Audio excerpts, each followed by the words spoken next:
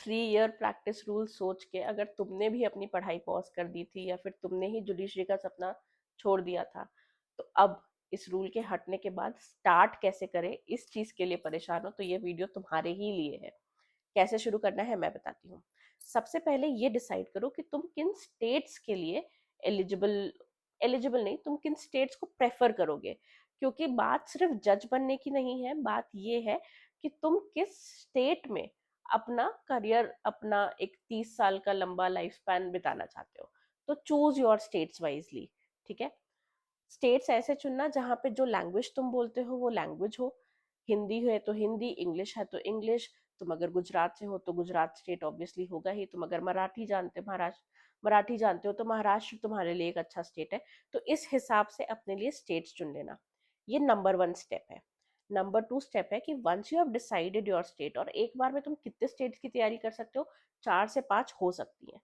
ठीक है, अगर ठीक से पढ़ाई किया तो एक बार जब तुमने स्टार्ट कर दी है अपनी तैयारी, तो इसके बाद एक बार जब तुमने डिसाइड कर लिए हैं स्टेट, तब इन सभी स्टेट्स का तुम्हें सिलेबस देखना है। जुडिशरी में हर स्टेट का सिलेबस अलग अलग होता है। बहुत डिफरेंस होता है क्या? नहीं, मेजर सब्जेक्ट्स तो सभी में सेम आते हैं। जो डिफरेंस क्रिएट करते हैं वो होते हैं माइनर या अनऑर्थोडॉक्स सब्जेक्ट्स। जैसे फॉर एग्जांपल मध्य प्रदेश में Madhya Pradesh land revenue code आता है। ये कहीं और नहीं पूछा जाता, ये सिर्फ मध्य प्रदेश में ही आता है। ऐसे ही राजस्थान में भी बहुत सारे सब्जेक्ट्स पूछे जाते हैं। तो हर स्टेट में अलग अलग तरह के सब्जेक्ट्स पूछे जाते हैं। यूपी में जीके पूछा जाता है। गुजरात में गुजराती का ट्रांसलेशन, गुजराती में ऐसे राइटिंग, ये सारी चीजें पूछी जाती है। तो सिलेबस अच्छे से समझ लो कि क्या पूछा जाता है।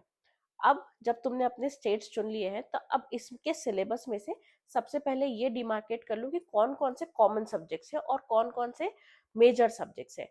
मेजर सब्जेक्ट से ही पढ़ाई शुरू करना।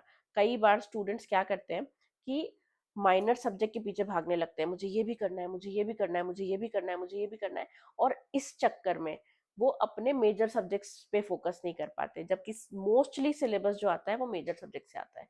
तो इसीलिए मेजर सब्जेक्ट से फोकस करना है। मेजर सब्जेक्ट्स क्या हो सकते हैं? कॉन्स्टिट्यूशन एक सब्जेक्ट है जो आता है जनरली हर एग्जाम में। क्रिमिनल लॉज हर स्टेट एग्जाम में आते हैं। जूरिस्प्रूडेंस आ भी सकता है, नहीं भी आ सकता है। फैमिली लॉ आ भी सकता है, नहीं भी आ सकता है। सिविल प्रोसीजर कोड आता ही आता है। ठीक है। कई स्टेट में नेगोशिएबल इंस्ट्रूमेंट्स पूछते हैं, कई स्टेट में लिमिटेशन पूछते हैं।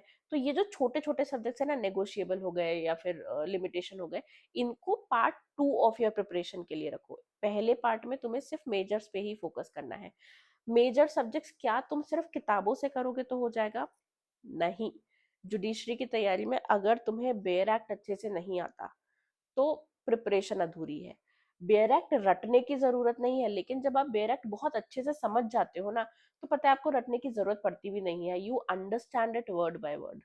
तो आप वैसा ही आंसर में लिख कर आते हो। तो बेयर एक्ट की understanding is a must. Bare act के साथ सिर्फ बेयर एक्ट से भी काम नहीं चलेगा, तुम्हें बेयर एक्ट के साथ बुक्स तो यूज करनी ही पड़ेगी। If you want to know कौन सी किताब किस सब्जेक्ट के लिए पढ़नी चाहिए, do let us know in the comment section. I will come up with a video कि कौन सी बेस्ट बुक्स है जो तुम्हारी जुडिशरी की प्रिपरेशन में हेल्प करेगी। अब ये सारी चीजें हो गई, तुमने अपनी मेंस की तैयारी शुरू कर दी है, कुछ अच्छी किताबें ले ली है, अपडेटेड बेयर एक्ट्स ले लिए हैं, और अपनी पढ़ाई शुरू कर दी है। ये जब तुमने स्टार्ट कर दिया है तो अब ना पूरा सिलेबस खत्म होने का वेट मत करो टू स्टार्ट अटेम्प्टिंग टेस्ट। जैसे जैसे सब्जेक्ट जाता जा रहा है वैसे वैसे उसी सब्जेक्ट के एमसीक्यू सॉल्व करना शुरू कर दो। एमसीक्यूज की तो बहुत किताबें आती हैं। एमसीक्यूज की किताबें अगर नहीं चाहिए तो बहुत सारी टेस्ट सीरीज आती है। एमसीक्यूज तो तुम्हें जुडिशरी के कहीं भी बहुत अच्छे मिल जाएंगे। तो एमसीक्यूज स्टार्ट करना शुरू कर दो, सॉल्व करना स्टार्ट कर दो। कैसे कौन ट्राई करो कि कितने देर में तुम क्वेश्चन सॉल्व कर पा रहे हो, किस तरह के क्वेश्चन सॉल्व कर पा रहे हो, और जो क्वेश्चन सॉल्व नहीं कर पा रहे हो वो कहीं नोट कर लो, सो दैट यू रिमेम्बर कि ये क्यों सॉल्व नहीं कर पाए थे। अगर तुम दिल्ली में हो तो एप्लीकेशन बेस्ड क्वेश्चंस भी वहां पे पूछे जाते हैं, तो उसी तरह के क्वेश्चंस की प्रैक्टिस करना ज्यादा। तुम एमसीक्यू सॉल्व करने लगोगे, यहाँ पे काम खत्म हो गया है क्या? नहीं। अगर तुम अपनी तैयारी स्टार्टिंग से ही मेंस ओरिएंटेड नहीं रखोगे ना, तो ट्रस्ट मी जब मेंस आएगा ना तब नहीं हो पाएगी मेंस की तैयारी। जुडिशरी में कोई प्रीलिम्स कोई मेंस की तैयारी होती भी नहीं है। जुडिशरी में सिर्फ तैयारी होती है, और वो तैयारी होती है प्री मेंस दोनों की।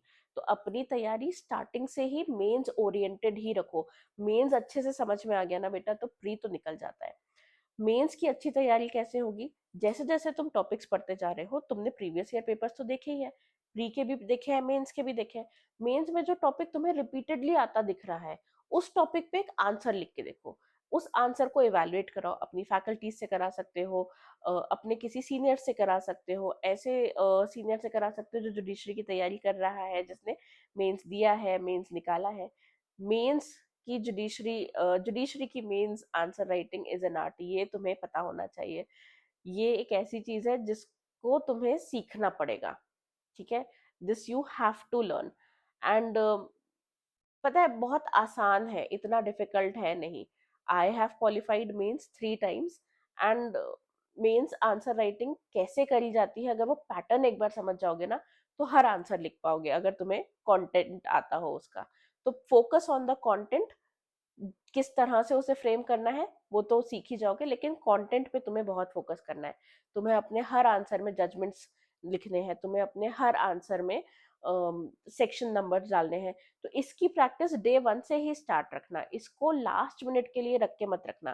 तुम लास्ट मिनट के लिए क्या रख सकते हो? ऑनेस्टली कुछ भी नहीं, रिवीजन के अलावा, ठीक है? तुम्हें सिर्फ रिवीजन करना रहेगा लास्ट मिनट पे, और वो भी बेयर एक्ट से करोगे। तो आज से ऐसे सब्जेक्ट्स जो कि हर एग्जाम में आते हैं मोस्टली, जैसे कॉन्स्टिट्यूशन हो गया या क्रिमिनल लॉ हो गया, ये तो पढ़ना स्टार्ट ही कर दो बेयर एक्ट से एंड अपनी किताबों से। इस स्ट्रैटेजी को फॉलो करते चलो।